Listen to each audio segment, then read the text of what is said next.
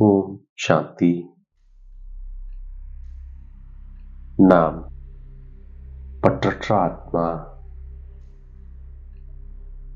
நாம் பாப்சமான் ஸ்திதியின் அனுபவி ஆத்மா. நாம்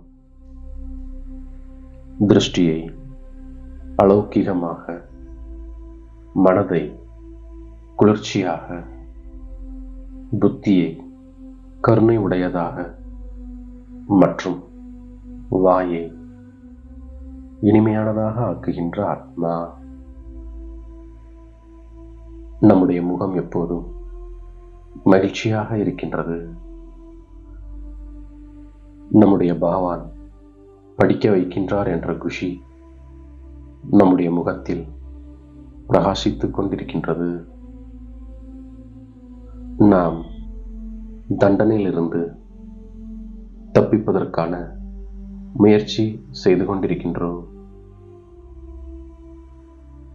அதற்கு முக்கியமானது நினைவு யாத்திரை ஆகும். இதன் மூலமாக விக்ரமங்கள் விநாசமாகின்றது.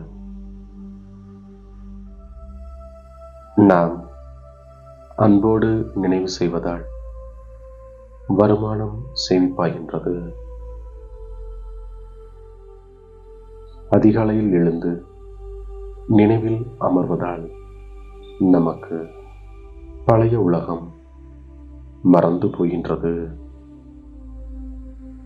ஞானத்தின் விஷயங்கள் புத்தியில் வந்து கொண்டே இருக்கின்றது. நாம் நம் வாய் மூலமாக எந்த குப்பைக்கூள விஷயங்களையும் பேசாமல் இருக்கின்றோம். பகவான் நமக்கு கற்பிக்கின்றார். பகவான் நமக்கு உலக ராஜ்ய பதவியை அளிக்கின்றார். நாம் தந்தை உடையவராக இருக்கின்றோம். மேலும் தந்தை நம்மை உலகத்திற்கு அதிபதியாக ஆக்குகின்றார். நாம் அப்பா என்று கூறுவதால் ஆஸ்தி நினைவுக்கு வருகின்றது. படிப்பினால் ஆஸ்தி கிடைக்கின்றது. நாம் சிவத்தந்தையிடமிருந்து முழு உலகத்திற்கும் அதிபதி ஆவதற்காக கற்கின்றோம். நாம் உலகத்திற்கு அதிபதியாகின்றோம் என்ற மகிழ்ச்சி இருக்கின்றது. மகான் சௌபாக்கியசாலியாகிய நாம் தந்தையின் நினைவில் இருக்கின்றோம். நம்மை பகவான் பகவதி ஆக்குவதற்காக கற்க வைக்கின்றார். ஆகையால் நமக்கு எவ்வளவு போதை இருக்க வேண்டும்? ஒரு தந்தையை தவிர வேறு யாரையும் நினைக்காமல் இருக்கின்றோம். நாம் எவ்வளவு அன்போடு நினைவு செய்கின்றோமோ அவ்வளவு பாவங்கள் விலகி போகின்றன. நிறைய வருமானம் கிடைக்கின்றது. நாம் ஞானம் நிறைந்தவர்கள். தந்தைக்கு சேவை செய்யக்கூடிய குழந்தைகளை மிகவும் பிடிக்கின்றது. இரவும் பகலும் சேவை பற்றிய சிந்தனையில் இருக்கும் பொழுது நாம் தந்தையின் இதயத்தில் இடம் பிடிக்கின்றோம். இவ்வளவு எளிதான படிப்பு. ஆஹா, நாம் உலகத்திற்கே அதிபதி ஆகின்றோம். இப்போது நமக்கு சரி தவறை சிந்திக்கக்கூடிய புத்தி கிடைத்திருக்கின்றது. நம் தலையில் பல பிரிவுகளின் சுமை இருக்கின்றது. அதற்காக நாம் எவ்வளவு நினைக்கின்றோமோ, தூய்மையாகின்றோமோ, மகிழ்ச்சியும் நமக்கு அதிகரிக்கின்றது. ஒரு தந்தைதான் ஞானக்கடல். அவர் மூலமாக நாம் படித்து பிறரை படிக்க வைக்கின்றோம். நாம் தண்டனைகளிலிருந்து தப்பிப்பதற்காக முயற்சி செய்கின்றோம்.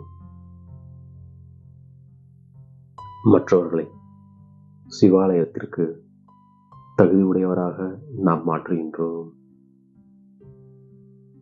நாம் இரக்கமனமுடையவராக ஆகின்றோம்.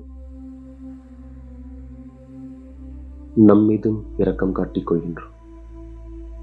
பிறர் மீதும் இரக்கம் காட்டுகின்றோம்.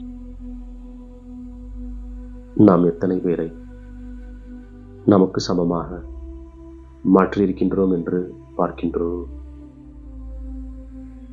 சேவையில் நாம் பிஸியாக இருக்கும் பொழுது தந்தையை நினைவு செய்ய முடிகின்றது. தந்தையிடம் நாம் படிக்கின்றோம். எவ்வளவு செல்வத்தை எடுக்கின்றோமோ அவ்வளவு பணக்காரர்களாக ஆகின்றோம். முரளி கேட்க வேண்டும் என்ற ஆர்வம் நம்மிடம் இருக்கின்றது. நாம் சீச்சி மோசமானவர்களிலிருந்து நல்லவர்களாக மாறுகின்றோம். அனைத்திற்கும் ஆதாரம் யோகம் மற்றும் படிப்பாகும். நாம் தந்தையுடையராகிவிட்டோம். நிச்சயம் சொர்க்கத்திற்கு செல்வோம்.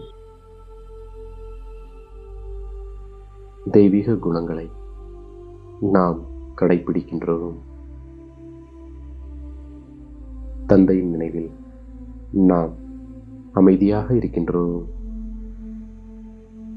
நாம் ஞானம் பெற்றுக்கொண்டிருக்கின்றோம் என்றால் நிறைய பக்தி செய்திருக்கின்றோம். நிறைய பக்தி செய்ததால் நாம் நிறைய படிக்கின்றோம். முக்கியமான முயற்சி நினைவாகும். நினைவில்தான் விகர்மங்கள் அழிகின்றது. மேலும் நாம் இனிமையாக மாறுகின்றோம். நாம் பரமாத்மாவின் நிறத்தில் வந்து நிறமாக மாறிய ஹோலி ஆத்மாக்கள். சங்கம யுகம் ஹோலி வாழ்க்கைக்கான யுகம். ஆன்மீக நிறம் ஏற்படும் போது சதா காலத்திற்கும் பாப்சமான் ஆகிவிடுகின்றோம். நம்முடைய ஹோலி என்பது தந்தையின் தொடர்பு என்ற நிறத்தின் மூலம் தந்தைக்கு சமம் ஆவதாகும். அந்த அளவிற்கு நாம் உறுதியானவர்களாகி மற்றவர்களை சமமாக்கி விடுகின்றோம். ஒவ்வொரு ஆத்மாவின் மீதும் அழிவற்ற ஞானத்தின் நிறம், நினைவு என்ற நிறம், அநேக சக்திகள் என்ற நிறம், குணங்கள் என்ற நிறம், சிரேஷ்ட விருத்தி என்ற நிறம், சுபபாவனை, சுப விருப்பம் என்ற ஆன்மீக நிறத்தை நாம் ஏற்படுத்துகின்றோம். எவ்வளவுதான் அன்பான உறவினராக இருந்தாலும் அவர்கள் மீது பற்றில்லாமல் இருக்கின்றோம். பற்றற்றவராக ஆகின்றோம். யுக்தியோடு புரிய வைக்கின்றோம். நம் மீதும் பிறர் மீதும் இரக்கம் காண்பிக்கின்றோம்.